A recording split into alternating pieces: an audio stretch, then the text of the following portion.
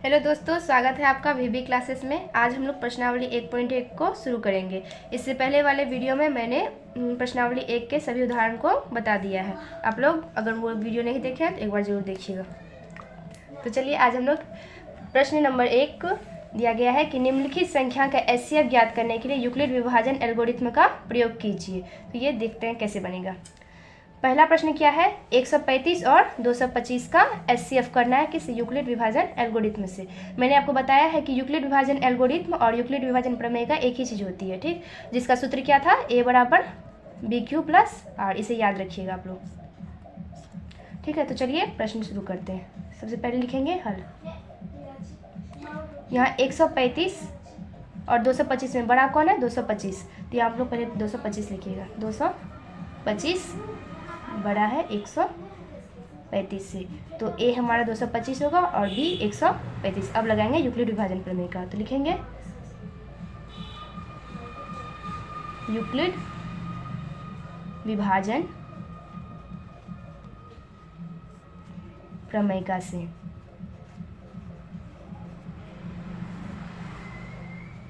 क्या होगा दोस्तों, a बराबर BQ प्लस R। a हमारा क्या आ जाएगा, 225। b के स्थान पर क्या आएगा, 135। अब आप लोगों को क्या करना है, q और r को प्राप्त करने के लिए 135 से 225 में भाग लगाना है। ये रफ का काम है, तो रफ में कीजिएगा आप लोग। 135 से 225 में भाग लगाना है, ठीक है।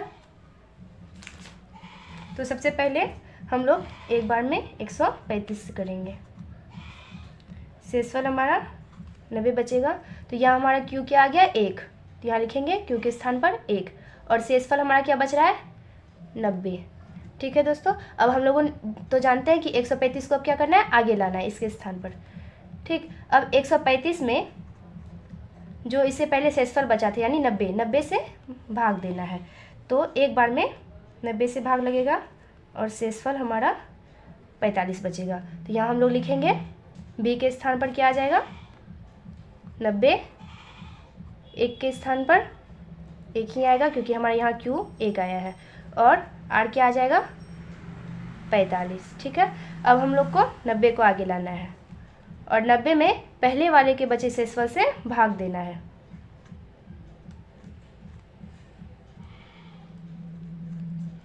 अब हमारा शेषफल क्या बच रहा है, 0, ठीक है दोस्तों। तो यहाँ लिखेंगे हम 45 गुना q के स्थान पर 2 और r के स्थान पर शेषफल बच रहा है 0। तो एचसीएफ हमारा क्या आएगा, 0 से या तो ऊपर या सबसे अंतिम भाजक जो होगा वही हमारा एचसीएफ हो जाएगा। तो यहाँ हम लोग लिखेंगे 225 तथा 135 का एचसीएफ 45 प्राप्त हुआ।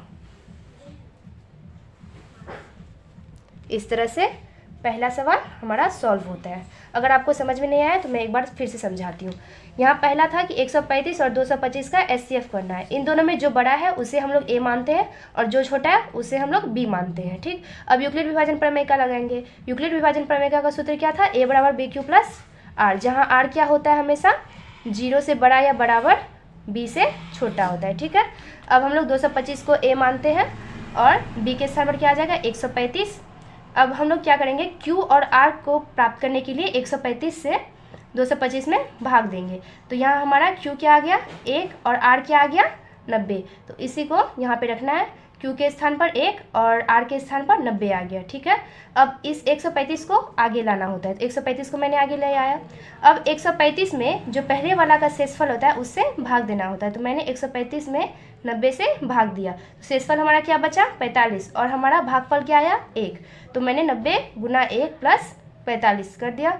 अब 90 को सामने लाया और 90 में पहले वाले से बचे जो शेषफल थे उससे भाग लगाया, यानी 45 से भाग लगाया। तो हमारा भागफल क्या आया, 2, और शेषफल 0 आया, ठीक है। तो यहाँ हम लोग लिख रहे हैं 45 गुना 2 प्लस 0। अब जब अंतिम शेषफल 0 प्राप्त हो तो 0 से पहले वाला जो होता है यानी ऊपर वाला जो शेषफल होता है या अंतिम वाला जो भाजक होता है वही हमारा क्या हो जाता है, इन दोनों का एचसीएफ हो जाएगा। तो यहाँ हम लोग लिख देंगे 235 तथा 135 का एचसीएफ 45 प्राप्त हुआ। तो दोस्तों प्रश्न 1 को हम लोगों ने अच्छे से समझ लिया। अब प्रश्न 2 को भी सॉल्व करते हैं। तो यहाँ पहले लिखना पड़ेगा कि इन दोनों में सबसे बड़ा कौन है। 3,08,220। तो यहाँ हम लोग लिखेंगे 38,220 बड़ा है, ठीक है। तो यहाँ ए क्या आ जाएगा 38,220 और बी क्या आ जाएगा 196। तो अब हम लोग इसमें यूक्लिड विभाजन प्रमेय का लगाएंगे। तो लिखेंगे यूक्लिड विभाजन प्रमेय से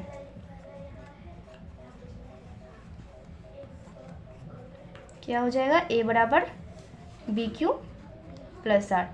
ए के स्थान पर क्या आएगा 38,220। बी के स्थान पर क्या आ जाएगा 196। क्यू तो हमें प्राप्त ही नहीं है, आर भी नहीं प्राप्त है। तो इन दोनों को प्राप्त करने के लिए हम क्या करेंगे 196 से 38,220 में भाग लगाएंगे। देखिए 196 से 38,220 में भाग लगाते हैं, ठीक है। एक बार में क्या आ जाएगा दोस्तों 196, बचेगा क्या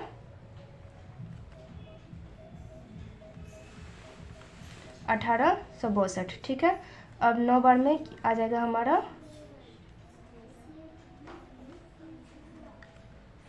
1764, ठीक है। और शेषफल हमारा बचेगा 8, 9, ये कट जाएगा, आएगा 0।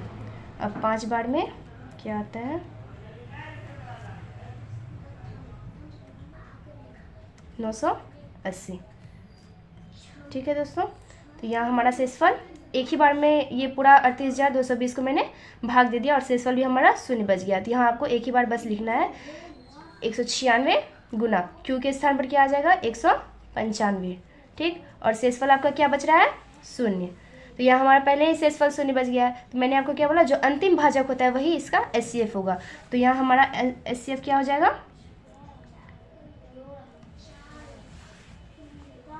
तो अंतिम भाजक हमारा 196 है, इसलिए इसका एचसीएफ क्या आ जाएगा 196। तो आप लोग लिख लीजिएगा कि 38,220 तथा 196 का एचसीएफ 196 प्राप्त हुआ, ठीक है दोस्तों। तो ये सवाल भी अब हम लोगों ने सॉल्व कर लिया है। अब सवाल तीसरा है, तो अब हम लोग देखते हैं। क्वेश्चन नंबर 2 को हम लोगों ने अच्छे से समझ लिया है। अब क्वेश्चन नंबर 3 देखिए क्या है। अब हम लोगों को क्या करना है 1867 में 225 से एचसीएफ करना है यूक्लिड विभाजन एल्गोरिथम से, ठीक है। तो यहाँ देखिए इसमें 867 225 से बड़ा है। तो सबसे पहले हम लोग क्या लिखेंगे 867 बड़ा है 255 से, इस तरह से लिख लेंगे, ठीक। ए हमारा क्या आ जाएगा 867 और बी क्या आ जाएगा 255। अब लगाएंगे यूक्लिड विभाजन प्रमेय का। तो लिखेंगे यूक्लिड विभाजन प्रमेय का से क्या होगा, इसमें भी ए बराबर बी क्यू प्लस आर। ए हमारा क्या आ जाएगा 867 और बी के जगह पे क्या आ जाएगा 255। अब हम लोग क्या करेंगे 867 में 255 से भाग लगाएंगे। तो कितने बार में कटेगा, करते हैं दोस्तों, देखते हैं। 510 तो छोटा हो रहा है, 3 बार में 765 आ रहा है, शायद हो जाए। तो 2 0 102 बच रहा है, ठीक है दोस्तों। तो हमारा शेषफल क्या बच रहा है 102। तो यहाँ हम लोग का भागफल 3 और शेषफल 102 प्राप्त हुआ। अब ये 255 आगे आ जाएगा। अब हम लोग 255 में 102 से भाग लगाएंगे, ठीक है। तो कितने बार में कट सकता है देखते हैं। 204 आ रहा है इसमें, तो 2 बार में कटेगा दोस्तों 204 और आ क्या रहा है 51 आ रहा है, ठीक। तो हमारा 102 बी हो जाएगा और क्यू के स्थान पर 2 और शेषफल क्या आ जाएगा हमारा 51 आ जाएगा, ठीक है। अब हम लोग का क्या है कि 102 में 51 से भाग लगाना है। शायद 2 बार में हो जाएगा। हाँ, 2 बार में 102 पूरी तरह से कट रहा है। ठीक है, तो हम लोगों को 102 को आगे लाना है। 102 में क्या 51 से हम लोग भाग लगा रहे हैं और हमारा भागफल आ रहा है 2 और शेषफल हमारा यहाँ पे 0 बच रहा है। ठीक, हमारा शेषफल 0 आ चुका है दोस्तों। अब इसके ऊपर वाले या ये अंतिम जो भाजक है वही हमारा क्या आ जाएगा, आंसर हो जाएगा। ठीक, तो यहाँ हम लिखेंगे अतः 867 तथा 225 का HCF 51 होगा। ठीक है दोस्तों, इस तरह से हमारा प्रश्न 3 भी पूरी अच्छे से सॉल्व हो चुका है। तो उम्मीद करती हूँ कि आपको ये अच्छे से समझ आया होगा। ठीक है, अब हम लोग प्रश्न संख्या 2 की ओर बढ़ते हैं। तो प्रश्न संख्या 2 देख लीजिए। हमारा जो है प्रश्नावली 1.1 का प्रश्न 1 हो चुका है। पहला प्रश्न था 135 से 225 का HCF, दूसरा था 196 से 38,220 का HCF, तीसरा था 867 से 225 का HCF, जो हम लोगों ने कर लिया है। अब प्रश्न संख्या 2 को देखेंगे। तो दोस्तों, हम लोगों ने क्वेश्चन नंबर 1 को अच्छे से समझ लिया है। अब हम लोग क्वेश्चन नंबर 2 को समझते हैं। ऐसे प्रश्न को मैंने उदाहरण में भी समझा दिया है, तो आप लोगों ने अगर वो उदाहरण नहीं देखा है तो पहले इससे पहले वाले वीडियो को अच्छे से देख लीजिएगा। उसमें मैंने सेम यही सवाल समझा दिया है। ठीक, तो अब हम लोग करते हैं शुरू। तो यहाँ क्या लिखा हुआ है कि दर्शाइए कि कोई भी धनात्मक विषम पूर्णांक 6q+1 या 6q+3 या 6q+5 के रूप का होता है, जहाँ q कोई पूर्णांक हो। ठीक है, तो हम लोग क्या देखे हैं उस वीडियो में कि जब भी ऐसा सवाल आए कि कोई धनात्मक विषम पूर्णांक किसी रूप का दिखाना है, ठीक, तो हम लोग पहले उसी धनात्मक विषम पूर्णांक को कुछ मान लेते हैं। तो हम लोग शुरू करते हैं। तो लिखेंगे पहले हल। माना ए कोई धनात्मक विषम पूर्णांक है। मान लेंगे कि ए कोई धनात्मक विषम पूर्णांक है। ठीक है दोस्तों, अब हम लोग यहाँ पे b लिखेंगे। तो b हमारा क्या आ जाएगा, मैंने आपको बताया है कि जो q के साथ रहता है उसी को हम b लेते हैं। क्यों? क्योंकि a बराबर BQ+R होता है, तो q के साथ b रहता है, तो यहाँ भी q के साथ जो 6 है वही हमारा b हो जाएगा। तो b बराबर आ जाएगा 6 और r हमारा क्या क्या आ सकता है, 0, 1, 2, 3, 4 और 5, क्योंकि r जो होता है वो 0 से बड़ा या बराबर और b से हमेशा क्या होता है, छोटा होता है, इसलिए r का मान हम लोग 0 से 5 तक ले सकते हैं। ठीक है, अब हम लोग एक एक कर केस लगाते जाएंगे और सवाल को सॉल्व करेंगे। तो केस नंबर फर्स्ट, जहाँ r बराबर 0 हो। ठीक है, तो यूक्लिड विभाजन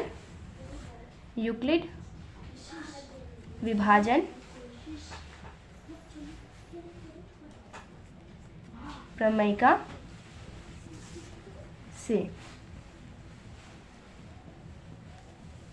ठीक है, यूक्लिड विभाजन प्रमेयिका से क्या लिखेंगे कि a बराबर BQ+R। a हमारा क्या होगा, यहाँ तो हम लोगों के पास a कोई है ही नहीं, तो a को ही हम लोग माने हैं विषम पूर्णांक, तो a के स्थान पर a ही आएगा। ठीक, और b क्या हो जाएगा 6, q तो रहेगा और r के स्थान पर आ जाएगा जो हम लोगों ने मान रखा है 0। a बराबर क्या हो जाएगा 6q। इसे हम लोग समीकरण नंबर 1 मान लेंगे। तो दोस्तों, मैंने क्या बताया है कि यदि q कोई सम पूर्णांक हो या q कोई विषम पूर्णांक हो, अगर वो सम के साथ गुना हो रही है तो ये सम ही आएगा। तो यहाँ हम लोग लिख सकते हैं कि सम गुना सम हो तो भी सम आता है, और यदि सम गुने विषम हो तो भी हमें क्या प्राप्त होगा, एक सम संख्या प्राप्त होगी। उस तरह से ये जो समीकरण नंबर फर्स्ट है वो एक सम पूर्णांक का समीकरण है। ठीक है, अब हम लोग केस नंबर सेकेंड को देखेंगे। तो लिखेंगे दोस्तों केस नंबर 2, जहाँ r बराबर 1 हो। यहाँ पे भी लगाएंगे यूक्लिड विभाजन प्रमेय का, तो लिखेंगे यूक्लिड विभाजन प्रमेयिका से क्या होगा, यहाँ पे भी a बराबर BQ+ 8, बी के स्थान पर क्या आएगा 6 और क्यू तो रहेगा और आर की जगह पे 1। ये हमारा समीकरण नंबर 2 हो जाएगा। ये तो हमें सम संख्या प्राप्त हुई है क्योंकि हम लोगों ने समीकरण 1 में ही देख लिया है कि 6q क्या होगा, एक सम पूर्णांक होगा। तो इस तरह से यहाँ पे 6q क्या हो गया, सम पूर्णांक। अब सम जब विषम से जुड़ता है तो एक विषम पूर्णांक ही प्राप्त होता है। मैं आपको दिखाती हूँ। जैसे हम लोगों ने 14 ले लिया, ठीक, ये क्या है, एक सम पूर्णांक है। सम को अगर हम विषम के साथ जोड़ रहे हैं तो क्या आ रहा है 15, ये क्या है, एक विषम पूर्णांक है। इस तरह से कोई भी सम संख्या लेंगे आप और उसे विषम के साथ जोड़ेंगे तो आपको हमेशा एक विषम संख्या ही प्राप्त होगी। तो हमारा जो ये समीकरण 2 है वो एक विषम पूर्णांक का समीकरण हो गया। ठीक है दोस्तों। तो दोस्तों अब केस नंबर 3 देखते हैं। क्या लिखेंगे, केस नंबर 3। ठीक है, अब यहाँ लगाएंगे यूक्लिड विभाजन प्रमेय का। तो सबसे पहले लिख लीजिएगा आप, जहाँ r बराबर क्या हो, हम लोगों ने r बराबर 0 का मान रख के देख लिया है, r बराबर 1 का मान भी रख के देख लिया। अब r बराबर 2 रखेंगे। ठीक, लगाएंगे अब यहाँ यूक्लिड विभाजन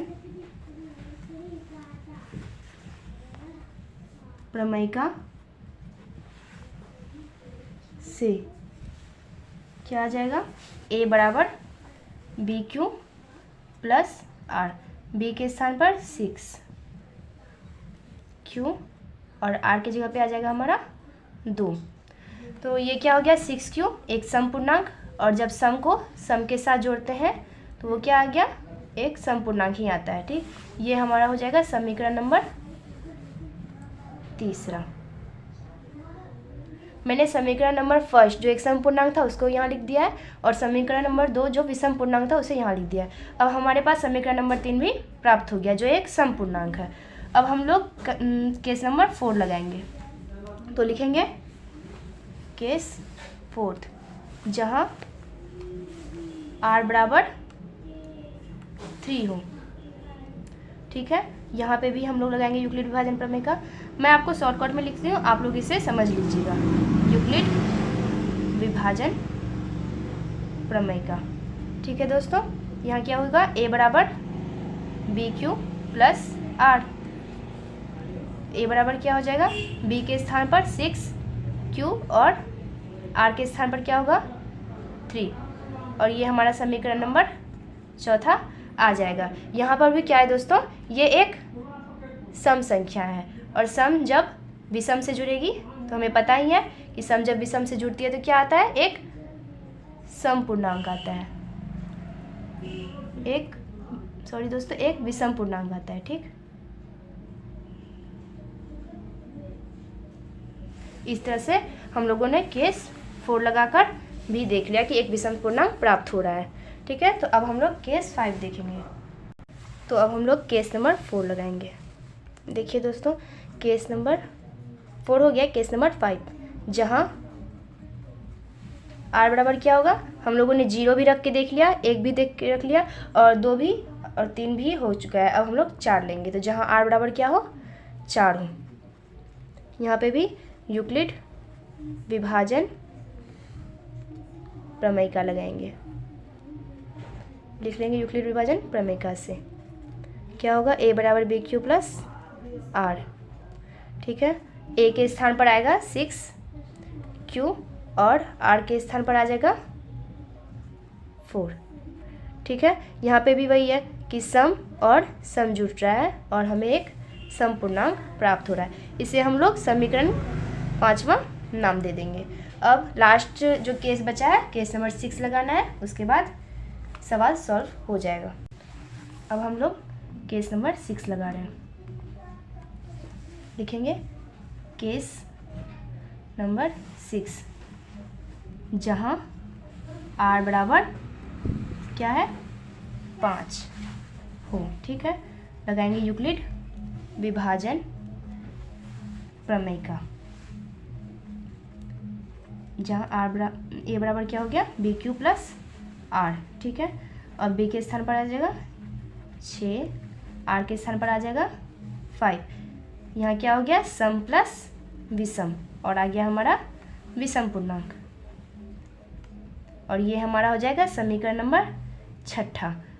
ठीक है दोस्तों, देखिए आप लोग समीकरण नंबर 2 6q + 1 आ रहा है, और समीकरण नंबर चौथा जो है 6q + 3 जो सवाल में दिया गया है, और जो केस नंबर 6 है 6q + 5 जो समीकरण आ रहा है वो भी यहाँ पे दर्शाने के लिए दिया गया है। तो हमारा 6q + 1, 6q + 3 और 6q + 5 जो है समीकरण नंबर 2, समीकरण नंबर 4 और समीकरण नंबर 6 से हमें मिल रहा है। तो हम लोग अब लिख सकते हैं, अतः हम क्या लिख सकते हैं, अतः ए कोई ऐसी धनात्मक विषम पूर्णांक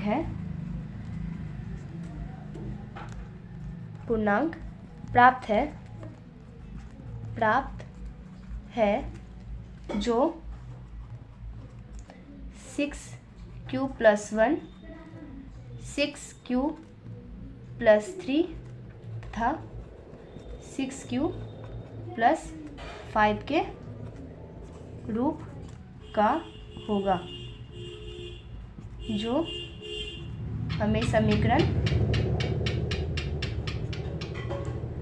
2, 4 तथा 6 से प्राप्त हुआ है। ठीक है दोस्तों, इस प्रकार से आपका क्वेश्चन नंबर 2 का सवाल अच्छी तरह से सॉल्व हो चुका है। तो दोस्तों मैंने आपको प्रश्न 1 और प्रश्न 2 को अच्छे से समझा दिया है। अब इसके आगे वाले जो प्रश्न हैं, प्रश्न संख्या 3 और 4, 5, ये 3 सवाल जो बचे हुए हैं ये मैं आपको अगली वीडियो में अच्छे से समझा दूंगी। आप कोशिश कीजिएगा खुद से भी एक बार कोशिश करने की कि ये आपसे बनता है कि नहीं। मैंने उदाहरण में इन ऐसे सवालों को बताया है। देखिए क्या है कि किसी परेड में 616 सदस्यों की एक सेना आर्मी की टुकड़ी को 32 सदस्यों वाले एक आर्मी बैंड के पीछे मार्च करना है। दोनों समूहों को समान संख्या वाले स्तंभों में मार्च करना है। उन स्तंभों की अधिकतम संख्या क्या होगी। मैंने बर्फी वाले उदाहरण में आपको बताया कि जहाँ भी अधिकतम संख्या बोले तो वहाँ पे दोनों का SCF करना है। तो आप लोग करके देखिएगा, अगर नहीं हो तो मैं आपको समझा दूंगी। उसी तरह चौथा जो है सवाल, वो सवाल दूसरे जैसा ही है, तो आप लोग कोशिश कीजिएगा। वैसा ही 5 भी है, मैं आपको अगले वीडियो में ही सारा समझा दूँगी। ठीक है दोस्तों, थैंक यू।